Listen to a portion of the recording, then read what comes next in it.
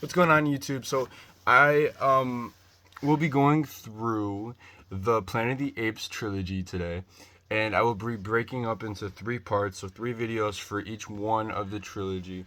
Starting off, we have Rise of the Planet of the Apes, and I remember watching this one as a kid, and it was just so like impactful. Like I thought it was so cool. Like I would like crawl on all fours and like ooh, ooh, ooh. Like it was like as a kid it was so like changing.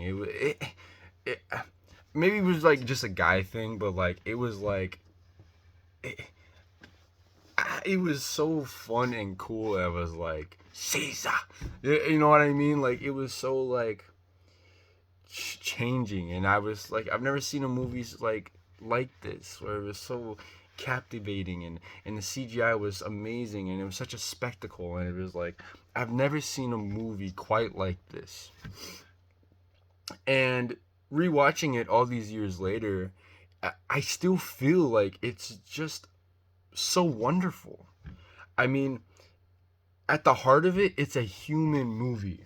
It's a movie with the main character being an ape, and yet he has humans' emotions just like humans do, and he can articulate emotions probably better than some of us. And sure, it's a human about it, it's a movie about human destruction and animal testing and humans leading to their own downfall, but at the heart of it, it's about Caesar being more human than humans are. We see Caesar struggle with anger and confusion and impulse and learning about ape culture and how he can fix it, make it more like human. And he just wanted what was best for his apes, and he became this leader. He became a Caesar, and it was just wonderful. And he's such a wonderful character, and we see his emotional side come out so much when he's being left.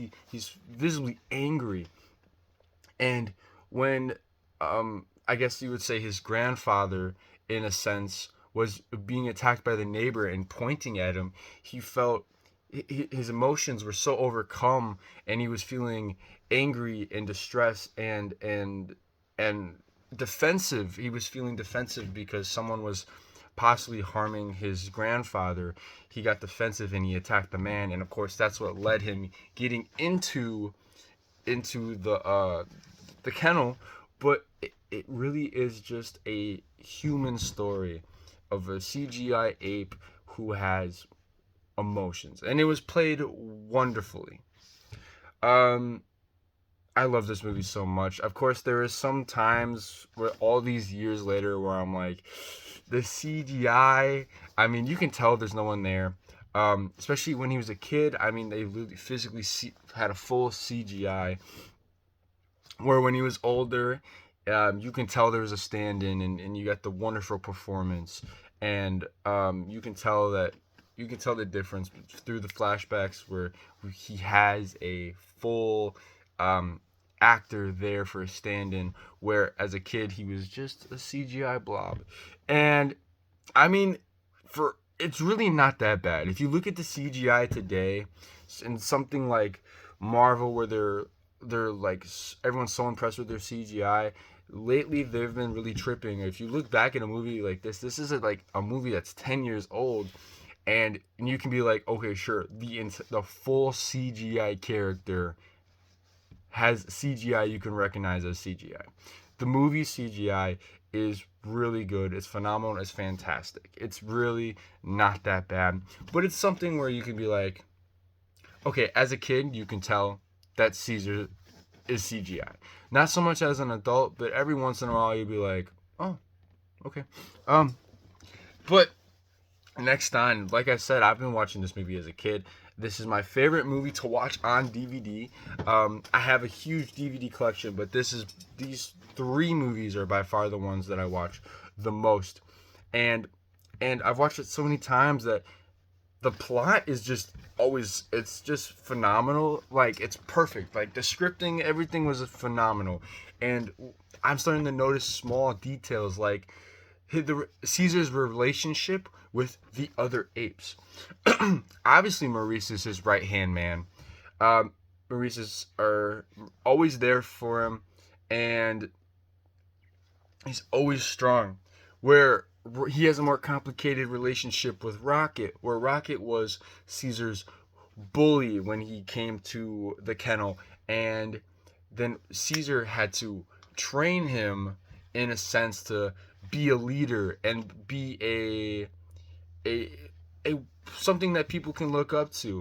When Caesar gets in there, Rocket is like this cool guy where he's got the girls picking at his fingernails and stuff, and he's all cool, and he's got this tough guy, and and when Caesar's like, you got to be a leader, and it was like, it's a good journey, and he got him throwing cookies and giving cookies out so people can respect him and he can see the ways of how you get the journey. And of course, Buck, we love Buck. I want to say we love Buck before I forget.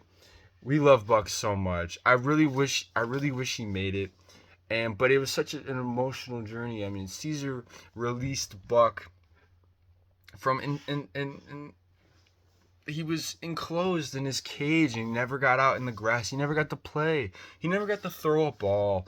And it was so emotional that he felt such a connection with Caesar because Caesar was the one person who let him be free. And it was never the humans. It wasn't ever the other apes. The other apes were afraid of him. Where Caesar would find a way to get him out of his cage and show respect to Buck. And Buck replayed that while being a bodyguard to a sense to, hey, Rocket, knock it off. It's Caesar. And not only that, he gave his life up when Caesar was endangered in a place with the helicopter. He protected Caesar and took down that helicopter and he gave his life. It was very emotional. I was watching it and I'm like, come on, I've seen this movie 100 times. There's no way I'm getting emotional.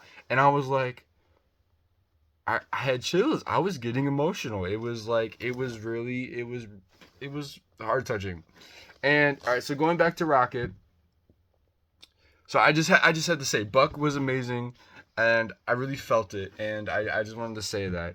Going back to Rocket. Rocket, of course, now he's starting his growth through his development.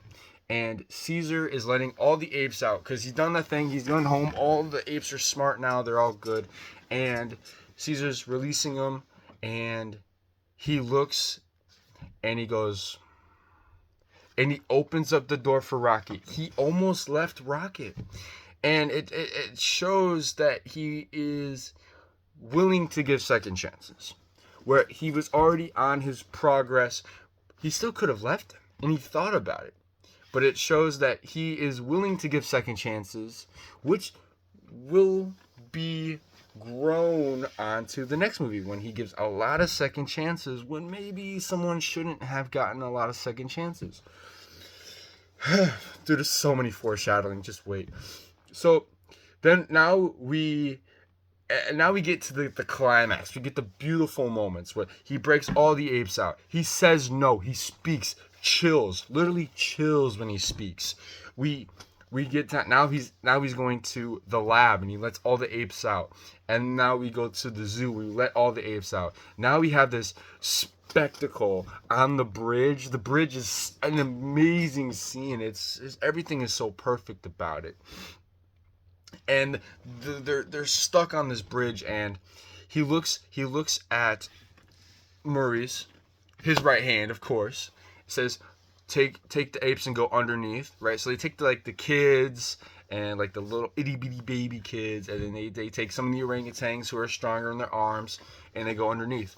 And he looks at Koba. He doesn't look at Rocket. He looks at Koba, and says, "Go on top." So Koba takes a group on top, and it's interesting that he doesn't look at Rocket.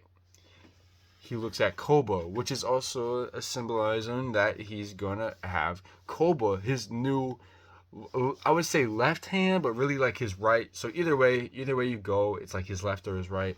You could say he looks at Koba and he goes, take the lead, go on top. He appointed his two right and his left hands. and he doesn't even look at Rocket, even though Rocket's right there on the side. On the bridge, Rocket's like, Caesar, I'm your right hand. We're gonna get through this. And then of course, it's like a military lineup. It's like a biker club lineup. You got a right, a left. You have a vice president. You have a sergeant at arms, and then I guess you'd be Rocket would be the road man, like the road, like I don't know. But it was such an interesting way of the progression that we were setting up the movie the second movie so far ahead, and it's like I don't think they planned for a connective trilogy, but you can see the progression and intrigue, and it only gets more because obviously they had the wonderful fight. They get through. They get off the bridge, and when James Franco's character is coming down and he's like, Caesar, where are you, buddy? And Koba straight up to attack. But Caesar, obviously, I mean, that's his dad. So Caesar throws him off and Koba stands up to him. And Caesar's like, not today.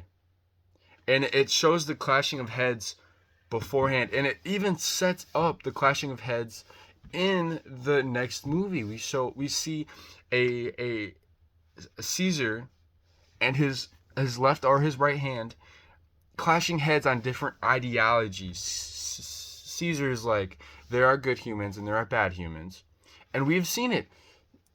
Caesar's killed a human, but he's also shown mercy to humans.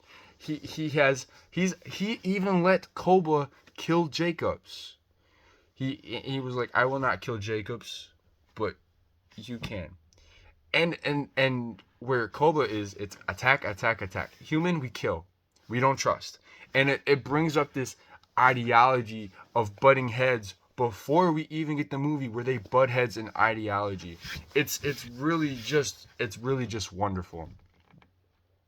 And you notice everything's very Caesar size, very talking about Caesar and Koba and Rocket and Mar. But when you get to like James Franco's character, this story's kind of boring. The only thing he was interesting is that he raised Caesar. Once Caesar is away, the human side of the story gets quite boring. And of course, there's the testing with Koba, but it's Koba. And then there's the testing, just testing in general, and there's everything, and of course, it builds up to a very emotional with him losing his dad, but it gets quite boring, and it's very like, all right, let's go back to Caesar. Let's get something interesting. Let's see him break out of the cage and give cookies to all the apes again. And it's like we really just wanted Caesar, and the human aspect got a little boring, and it kind of suffered at sometimes. So I guess I would say the only slight was pacing and maybe CGI.